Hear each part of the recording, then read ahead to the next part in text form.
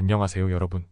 오늘의 흥미로운 영상 내용은 금융에 관한 히트쇼 인더스트리, 은행원들을 머리를 긁게 하다. 그리고 세계에서 가장 인기 있는 시장은 외국 발행자들에게 매력적인 시장이 될 수 있다에 관한 것입니다. 우선 좋아요 버튼을 누르고 채널 구독 및 알림 설정도 잊지 마세요. 여러분의 관심과 지지가 저희에게 큰 힘이 됩니다. 첫 영상은 금융계와 관련된 독특한 주제를 다루어 보겠습니다. 월스트리트 저널에 소개된 인기 HBO 드라마 인더스트리와 금융 세계의 현실을 비교해보는 시간을 가져볼 텐데요. 인더스트리는 그 화려함과 복잡함으로 많은 사람들의 사랑을 받고 있지만 금융 전문가들 사이에서는 그 세부적인 부분이 정확하지 않다는 평가도 받고 있습니다. 먼저 인더스트리는 런던의 가상투자은행 피포인트 앤드 코에서 일하는 젊은 직원들의 삶을 중심으로 전개됩니다. 이 드라마는 섹스, 마약, 그리고 복잡한 금융 거래가 얽힌 드라마틱한 이야기로 큰 인기를 끌고 있죠. 많은 팬들이 등장인물 간의 복잡한 관계와 그들의 사생활을 흥미롭게 지켜보지만 금융계에서 일하는 전문가들은 드라마 속 금융 거래나 업무 방식이 현실과 맞지 않다고 말합니다.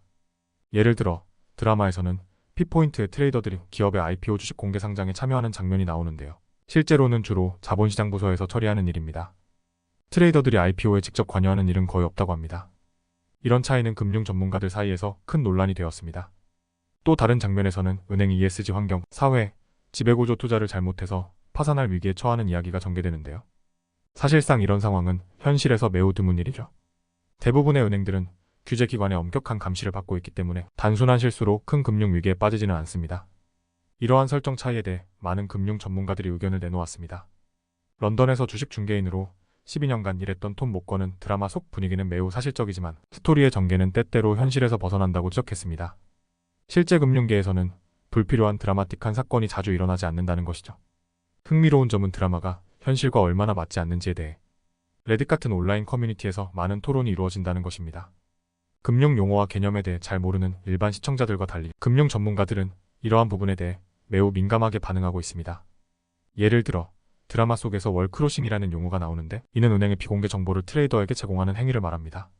실제로는 엄격하게 금지된 행위지만 드라마에서는 너무 쉽게 처리되었다는 비판을 받고 있죠.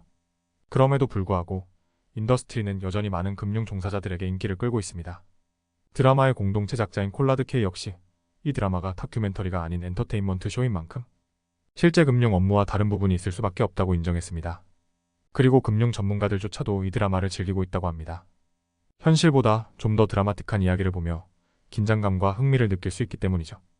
이번 시즌에서는 드라마 속 가상은행 피포인트가 재생, 에너지 회사의 IPO에 실패하면서 금융 위기를 겪는 장면이 주요 줄거리로 등장하는데요. 이 역시 현실에서는 거의 일어나지 않을 상황이라고 합니다.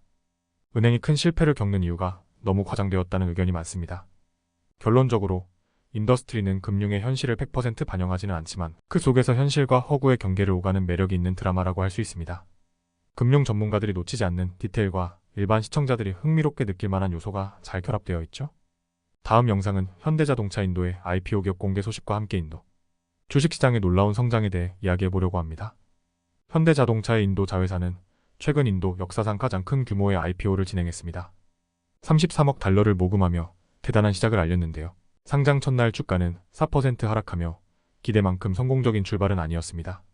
인도의 많은 신규 상장 주식들이 첫날 큰 폭의 상승을 보이는 것과 달리 현대의 IPO는 조용하게 출발했죠. 왜 그럴까요?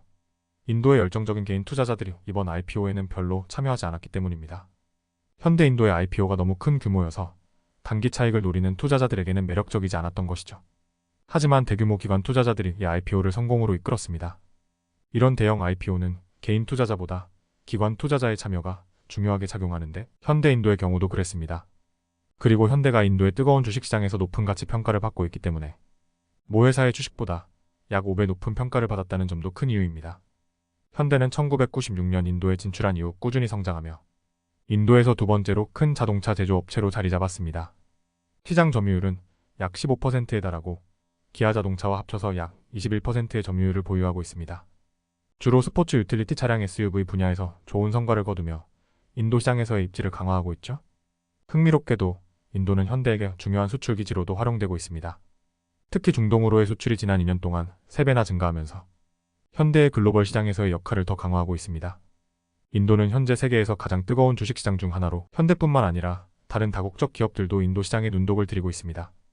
예를 들어 한국의 LG전자나 월마트는 인도의 높은 가치 평가를 이용해 자회사를 상장하거나 일부를 매각할 가능성이 있습니다. 인도의 빠르게 성장하는 경제와 젊은 노동력 덕분에 글로벌 기업들에게는 매우 매력적인 시장이 되고 있는 것이죠. 인도의 주식시장은 단기적으로는 매우 뜨겁지만 장기적으로도 다국적 기업에게 유망한 시장입니다. 물론 지금의 주식시장이 항상 이 정도로 활발하지는 않을 수 있지만 인도의 경제 성장과 젊은 인구는 글로벌 기업들에게 오랫동안 기회를 제공할 것입니다. 현대인도의 IPO는 단순히 주식 상장 이상의 의미를 지니고 있습니다. 현대는 인도에서의 성장과 중동으로의 수출을 통해 글로벌 자동차 시장에서의 입지를 강화하고 있고 인도 시장은 이제 글로벌 기업들이 주목하는 중요한 시장으로 자리 잡았습니다. 앞으로도 인도 시장의 성장은 계속될 가능성이 높으며 더 많은 글로벌 기업들이 인도에 상장을 시도할 것으로 예상됩니다. 오늘은 여기까지입니다. 다음 영상에서 더 유익하고 흥미로운 내용으로 찾아뵙겠습니다. 이 영상은 투자 의견이 아닙니다. 매우 고맙습니다.